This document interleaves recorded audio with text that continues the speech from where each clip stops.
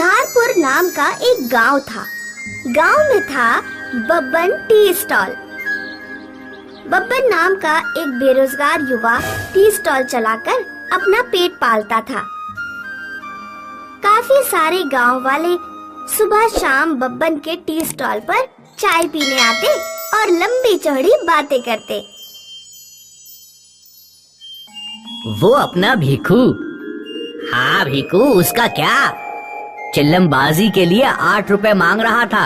मैंने कहा 8 रुपए नहीं 10 ले ले। तभी बब्बन रजिस्टर में हिसाब देखकर बोला, शिवा भाई, तुम्हारे खाते में 1000 रुपए हो गए हैं। कब दे रहे हो? दे दूंगा सब एक साथ। आज का बिल उसमें जोड़ देना। पैसे कहाँ भागे जा रहे हैं?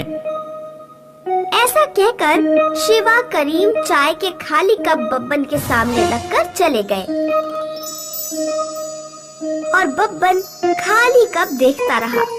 चाय के पैसे किसी ने नहीं दिए थे। सारा हिसाब डायरी में दर्ज था और बब्बन का गल्ला बिल्कुल खाली था। बब्बन ने खाते बुक और उधारी से तंग आकर सरपंच से शिकायत की। चचा, नौकरी नहीं मिली तो चाय का स्टॉल खोला। स्टॉल देखकर मेरा रिश्ता भी पक्का हो गया था, लेकिन लड़की के भाई ने खाता बुक देखकर रिश्ता तोड़ दिया। लोग पैसे नहीं देते, मैं कैसे जीऊं चाचा? सरपंच ने खाता बुक देखकर उन सारे लोगों को पंचायत में बुलाया जिनसे बब्बन को पैसे लेने थे। मूर्ति तुम्हारे 2000 रुपए, किशन तुम्हारे 1500, मल्हारी और शिवा तुम्हारे 2200 और भी कई लोगों के काफी सारे पैसे बनते हैं। कब दे रहे हो? सरपंच की बात सुनकर उधार नारायण सरपंच से कहने लगा, सरपंच, आप तो जानते हो बारिश लेट हुई है, उसमें फसल लेट तो पैसा कहाँ से आएगा?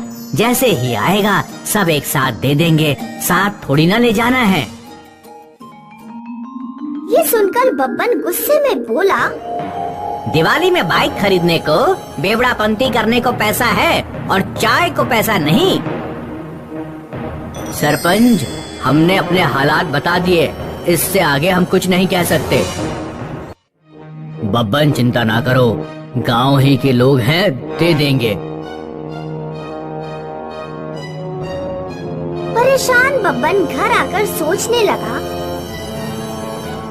सोचा था सरपंच के जरिए पैसा वसूल लूंगा, पर सरपंच भी उधार नारायणों का नारायण निकला। अब मैं क्या करूं? तभी बब्बन को बचपन के दोस्त गोटिया का कॉल आया। गोटिया शहर की कांच फैक्ट्री में काम करता था। हाँ गोटिया, बोल। मैं कल गांव आ रहा हूँ, तुम्हारे लिए क्या लाऊं? चाय के कप लाऊं? चाय का बड़ा सा लंबा चौड़ा कप लेकर आ, उसमें चाय डालकर डुबकियां लगाऊंगा। क्या हुआ? क्या परेशानी है? बब्बन ने अपनी सारी कहानी गोटिया को सुनाई तो गोटिया बोला, डोंट वरी, मैं गांव आकर सब कुछ ठीक कर दूंगा। दूसरे दिन गोटिया बब्बन से मिलने उसके घर पहुंचा। बब्बन को देखकर गोटिया बोला, चल मैं तेरे लिए कुछ लाया हूँ। दोनों घर के पिछवाड़े आए और बब्बन ने देखा एक विशाल चाय का कप खड़ा था। बाप रे, ये क्या है? तू तो सचमुच लंबा चौड़ा कप लाया। मुझे मारने का इरादा है क्या? सुन, तुम्हारी वसूली वसूलने का मेरे पास हार्डू आइडिया है। फिर गोटिया ने आइडिया सुनाया तो बब्बन खुश होकर चिल्लाने लगा, वाह गोटिया, समझो वसूली हो गई। उधार नारायणों को चाय की तलब लगते ही सब चाय पीने बब्बन टी स्टॉल के सामने पहुँचे तो उन्होंने देखा कि स्टॉल के सामने एक विशाल चाय का कप चाय के साथ खड़ा था। कप के सामने एक ऊंची सीढ़ी रखी थी और बब्बन गोटिया के साथ भीड़ को कंट्रोल कर रहा था। उधार नारायणों को देखकर गोटिया बोला, ये चाय से भरा विशाल कप जो कभी खाली करेगा उसके पैसे माफ, उसका खाता क्लियर कर दिया जाएगा। ये सुनकर उधार नारायण चिल्लाकर बोले, मैं करूँगा कप खाली। नहीं, मैं करूँगा। इस प्रकार शोर शराबा शुरू हुआ तो गोटिया बोला, अरे ठहरो, इतनी भी जल्दी क्या है? तुम सब मिलकर इसे खाली करो, लेकिन एक शर्त है। कैसी शर्त? अगर कप खाली नहीं हुआ तो जितनी वसूली बाकी है उससे डबल पैसे तुम्हें बब्बन को देने होंगे।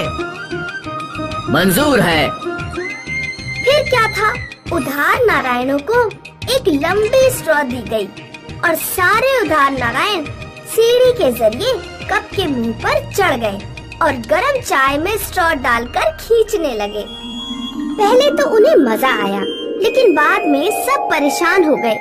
चाय का कप खाली ही नहीं हो रहा था और चाय पीने की उनके लिमिट ने भी जवाब दे दिया था।